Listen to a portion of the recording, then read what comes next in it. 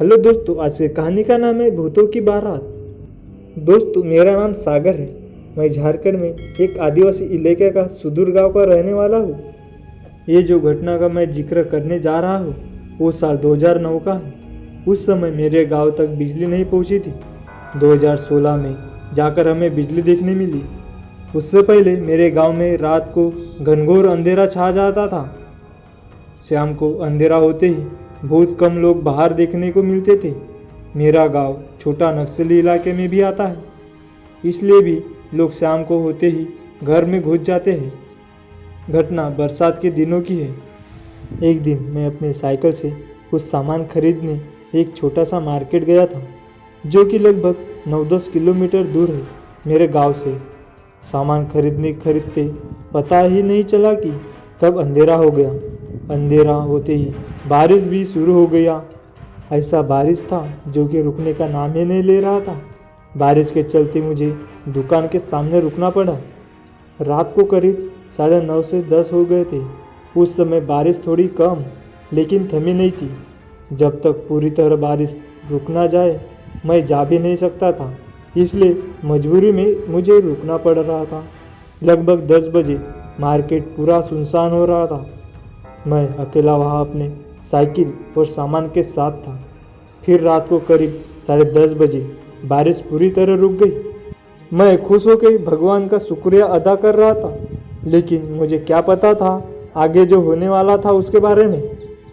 बारिश रुकते ही मैं घर जाने लगा था, लेकिन कीचड़ और पत्थर कारण मैं ज़्यादा स्पीड से नहीं जा पा रहा था। ऊपर से एक हाथ से टार्च लाइट और एक हाथ में हैंडल।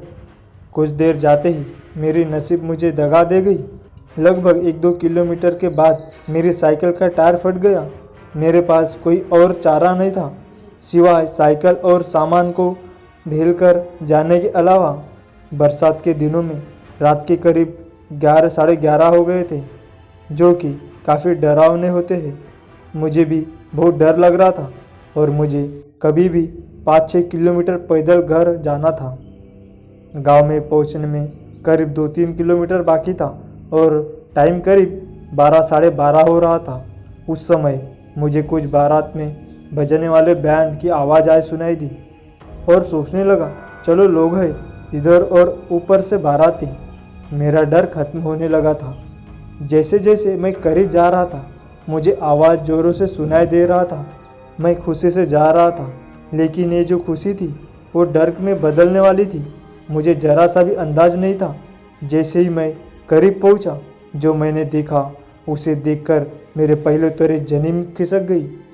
मैंने देखा कि जो बाराती थे उनके न सिर थे और न पैर सीधे थे, बिना सर और उल्टे पैर। उन्हें देखकर मैं बहुत डर गया था।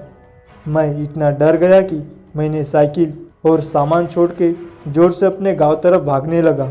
2 किलोमीटर का रास्ता मैंने 10-15 मिनट में तय कर लिया था। घर पहुंचते ही मैंने माँ और अपने पिताजी को सब बताया। वे भी सुन के हैरान हो गए। उन्होंने साइकिल और सामान के बारे में पूछा तो मैंने बता दिया कि मैंने डर के मारे सब छोड़ छाड़ कर भागा है।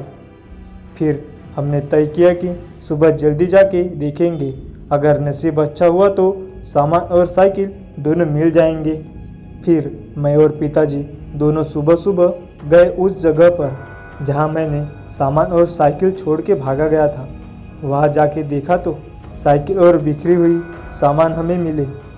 फिर पिताजी ने पूछा, कहा तुमने वो बिन सर और उल्टे पैर वाले भूतों को देखा था?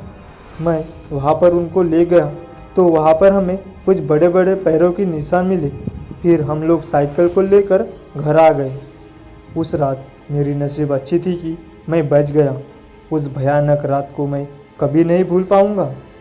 ये थी मेरी डरावनी भूतों की कहानी। आशा करता हूँ कि आप लोगों को सुन के मज़ा आया होगा। और आपको कहानी कैसी लगी आप हमें कमेंट करके ज़रूर बताएं। और चैनल पर नए होंगे तो चैनल को सब्सक्राइब ज़रूर करें और अपने दोस्तों के साथ शेयर ज़रूर करना। थैंक यू दोस्तों।